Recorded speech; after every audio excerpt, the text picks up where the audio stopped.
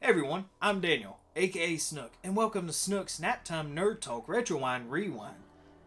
That's a lot, so let's just change it to Snook's Rewind for this episode. So, what I want to do now is take a look back at 2023. Now, there's not a lot of content because I didn't start making videos until probably halfway through the year. And I started out as Naptime Nerd Talk, which was a podcast idea that I had to learn how to talk better in front of the camera, which as you can see, I still struggle with a lot. But the podcast idea really only lasted for like one episode, so I figured it was time to change the name to Retrowind and get away from the Naptime Nerd Talk. I felt with Retrowind I could probably do more with the concept in the name and maybe broaden the video topics. So, with that being said, let's take a look back at 2023 when it all started and look at some of the cringiest moments that I had. So to do that, let's rewind.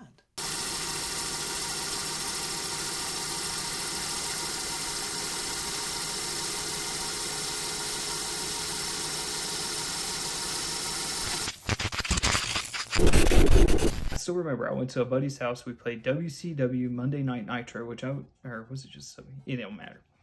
I wasn't even a wrestling fan at that point, but that's also what got me into wrestling.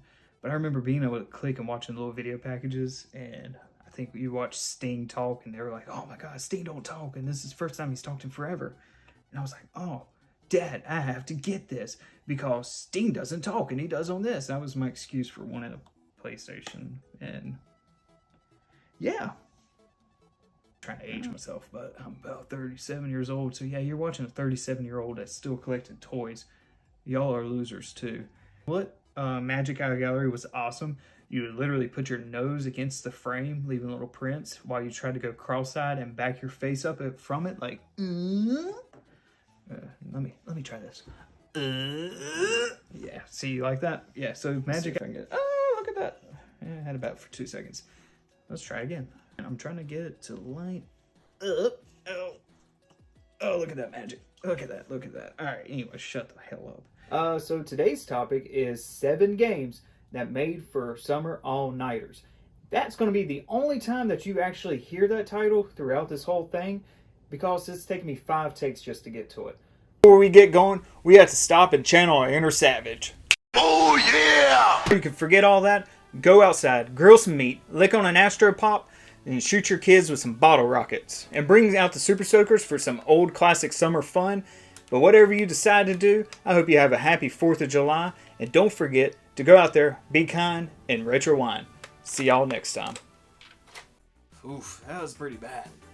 But hopefully we've grown from that. But I still have my fair share of bloopers. Especially the time that I thought it'd be smart to say man slapping man meat on camera. That will forever be stuck in my head. So now let's look at some bloopers. But if men slapping man meat doesn't quench your thirst, get Duke Nukem 64, throw it in your 64, and play some. But if men slapping man meat doesn't quench your But if man slapping man meat doesn't quench your thirst, slap in a copy of Duke Nukem 64 and get ready for an adrenaline rush of alien kicking. Jesus Christ. But if slapping a copy of Duke Nukem 64, first slap in a copy of N64. But if man slapping man meat doesn't quench your thirst, slap in a copy of Duke Nukem 64 and get ready for some over-the-top adrenaline. But if man slapping man meat doesn't quench your Braun would have. And he went on. He kept the.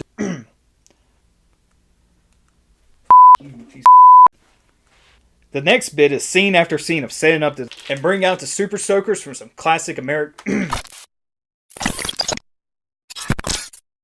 The teenage. Waiting on the. This is terrible. Waiting for me to get out of daycare. God bless it. And in case I did go. Recently, I actually found an image of them online. And if I can actually get my hands on some, that would be great. I would put it on the. Stop saying actually. Stop. Purchase it. Be like a little grill for my display. I wouldn't eat it, but I'd be happy to put it on display. You just said display. 15 in time. Constantly pretend through the summer times that Of course, though, as a kid, you bonded with other kids over the turtles. It was a time where all kids loved them, boys and girls.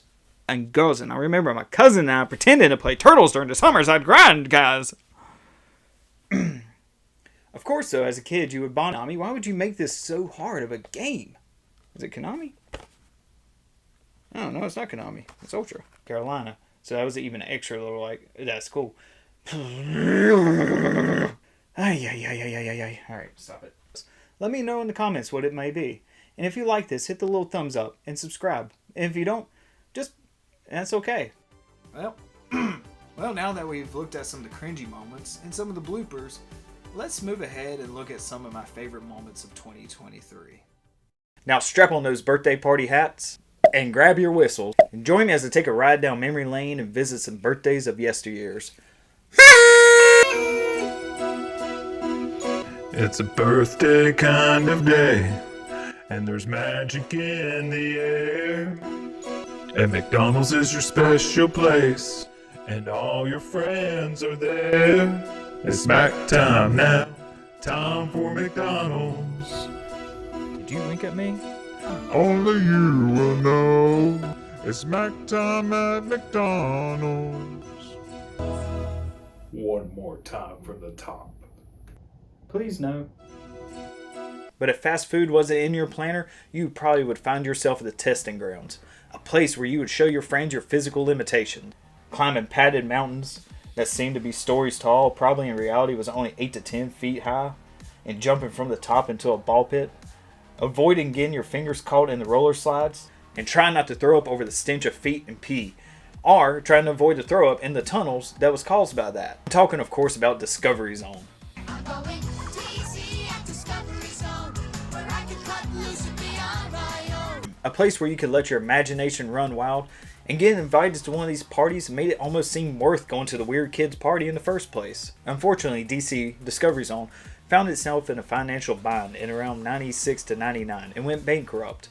Enter the mouse. No, not Mickey, Chucky.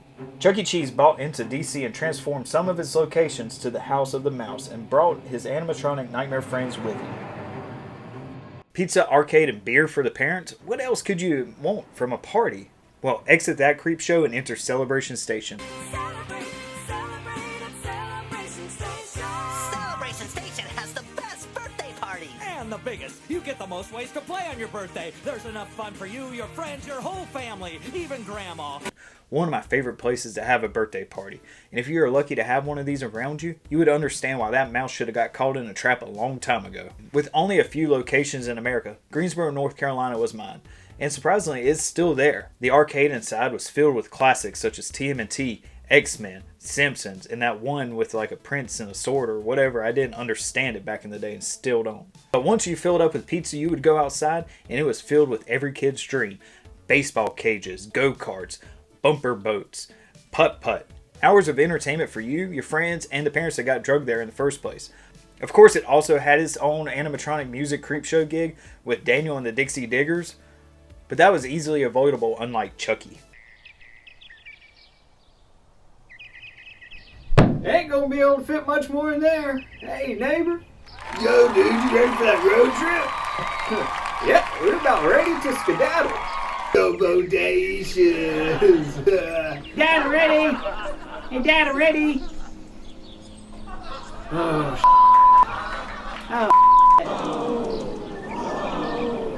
Oh, yo, little dude, take a chill pill.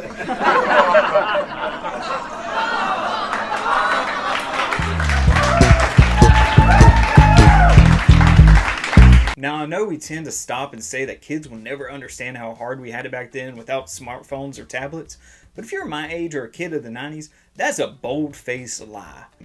Because we had handhelds. It could be the classics like Tiger handhelds or the TMNT ones. Or, of course, it may have been Nintendo. Nintendo word. Nintendo has always ruled in the game scene in the handheld department. No one could compete with them. Atari Lynx or the Turbo Graphics. That was until Sega came in and tried to take on the spinach-colored game system. The Sega Game Gear entered the market in full swing, and it brought bright colors and ports of some of the heavy hitters to the main event. From Sonic the Hedgehog to Mortal Kombat, the Sega designed itself to be more of a comfortable hold. Color. Hey, there's an easier way to get color. Get a Game Gear, the full color portable with over 150 games, like the new Echo, Mortal 2, and Sonic Triple Trouble. Sega! It had a simple control layout with 2 buttons on one side, and it had a D-pad. So does your mom, dude. I told myself this was going to be a mature toy series and not full of adolescent humor. But just like the rest, Sega was not able to take down the champion, especially when the Game Boy Color hit the market. And Pokemon did not help the fight. So, is the new movie like the originals? No, not really.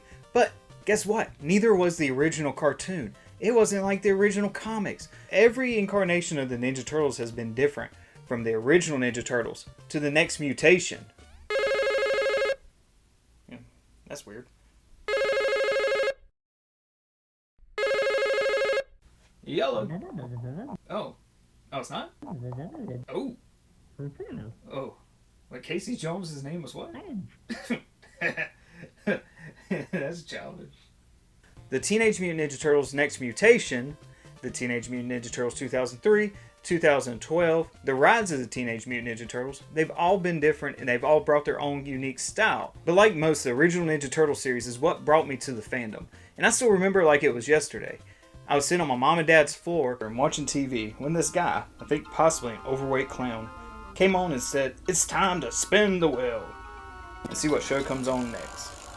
The wheel spun and it landed on a logo with a turtle and a red bandana underneath it. He excitedly announced, "The Teenage Mutant Ninja Turtles." Instantly, I fell in love with the name. I don't even remember if I sat there and watched the TV show, or if I ran downstairs and told my parents, "Hey, I love the Teenage Mutant Ninja Turtles." These 4 mutated turtle brothers, they created a lifelong nerd, all from 2 friends trying to pop themselves, doodling little turtles with ninja weapons. Who would have known Kevin Eastman and Peter Laird would go on to create a franchise that's about to hit its 40th anniversary, and it keeps reinventing itself with every new incarnation, and it still feels fresh. And also it's something that you rarely see anyone say they don't like. Usually it brings good memories. It could be childhood memories, memories of being a parent and recalling how their kids loved it, or even as simple as "my friend loves them." Without the Turtles, I don't think I can honestly say there would be a Snook's Retrowind, or my nerd room full of 90s toys and nostalgia. It was those 4 brothers who brought me here. Without them, I may like football.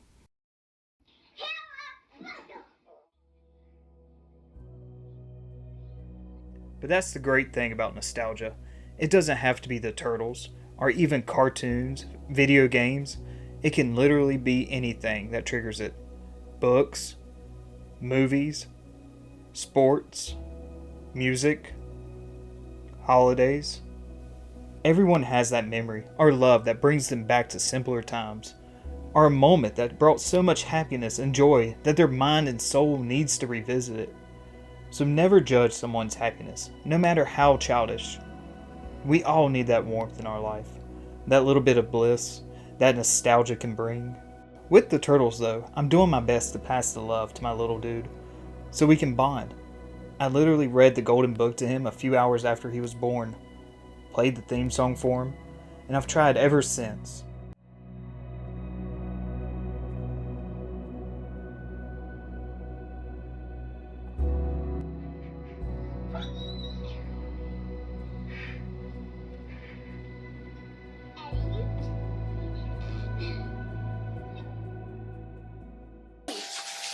I got some stuff you just gotta try. What is it? Pot. You know, marijuana. Oh, well, I don't know. What, chicken? Joey's in a jam. What should he do? Get a pizza. Excellent. Not tripping. Let's see if Joey's that smart. I'm not chicken. You're a turkey. Get real. Joey's the door. Don't even talk to him. Yo, how high am I right now? Cowabunga! The premise of Jingle All the Way is very similar to the war stories that I heard that Dad told me of one Christmas in the 90s. Yeah, the Christmas that 5 teenagers with attitude took over this nation. The show that took over every kid's imagination. The one show that provided all the boys their first crush. The mighty Morphin Power Rangers took over Christmas of 1993 and sent parents into a frenzy as they entered the battlefields and created bloodbaths in the middle of the toys aisles. Well, maybe that part's just a little bit of a stretch. But the constant search for the Rangers, with disappointing flowers filling the aisles stating Bandai is doing their best to produce the toys to meet demand. And that was pretty successful, but it was a very long drawn out experience with multiple trips to Toys R Us, Walmart, and even Rose's. Yeah, Rose's used to be a pretty major chain back in the day. I couldn't wait to run downstairs Christmas morning to get these figures, to be able to scream, "It's morphin' time!" Fight Rita's evil monsters and have a figure of everyone's first crush, Kimberly, barrel chest and all.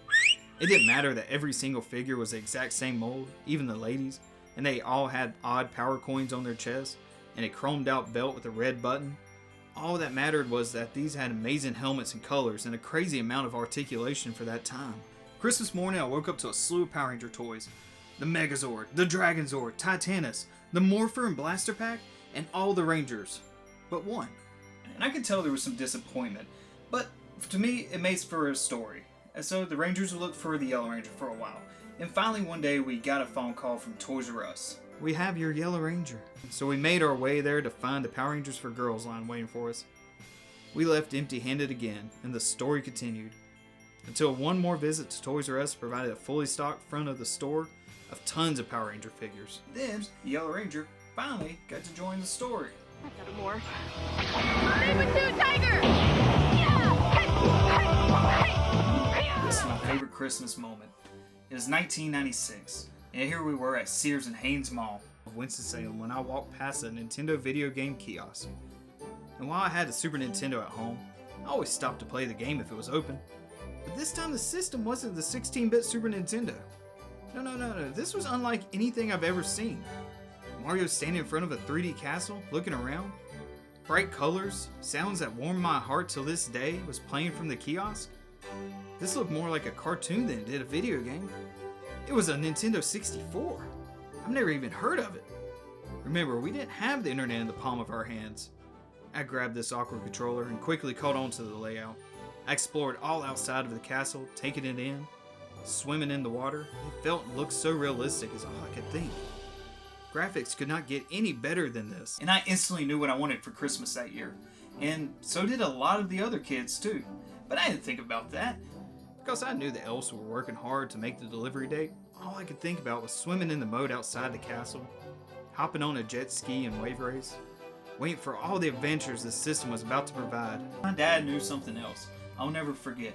We were at a family gathering probably a couple of days before Christmas, and Dad took me to the side and he told me that Santa wasn't going to be able to deliver the N64 on time.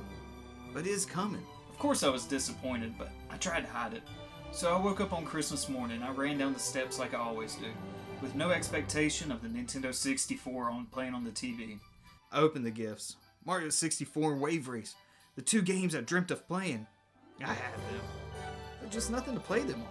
I told Dad it's okay, and he continued to watch me open the rest of the presents. I was done and ready to play with the toys I got.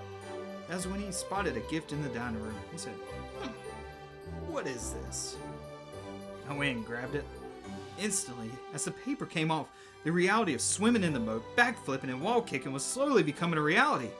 There it was, pictured on the box, the Nintendo 64. It had miraculously been delivered on Christmas Eve.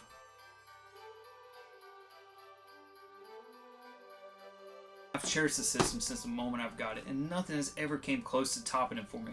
Sometimes I still just plug it in just to hear the sounds, to take me back to a time of peacefulness and before the stress of adulthood. And now, back to a King's Grant Christmas special. Yo, Big D. Howdy, neighbor. Yeah, the little missus told me that Santa was having some problems. Yeah, I failed my son, and now he's probably gonna grow up to be a late 30s bald-headed man that still tries to chase his childhood. Nah, dude, that was gonna happen regardless. Oh, but never fear, big guy. I found an elf from Santa's workshop with a big surprise. Yo, dick up. I heard my name. Yo, you got that toy? This toy? Wonderful Super Sentai. Red Power Ranger? speak English much? Here you go, dude. How? Oh, you don't want to know, big guy. Oh. Thanks. What do I owe you? Ah, nothing, Big D. He just wanted a bag of socks. He's addicted to socks. It's a thing. Well, thank you so much, neighbor. I guess I better skedaddle. Ah, no problem, my dude. Hey, neighbor. Yeah? Merry Christmas. Ah, Big D, Merry Christmas to y'all, and give little dude a high five for me, alright? And Merry Christmas, Dicko. Where did he go? Oh, I don't know, dude. He's a Houdini, this guy. I'm alive! Oh, hey, never mind. He's doing his thing.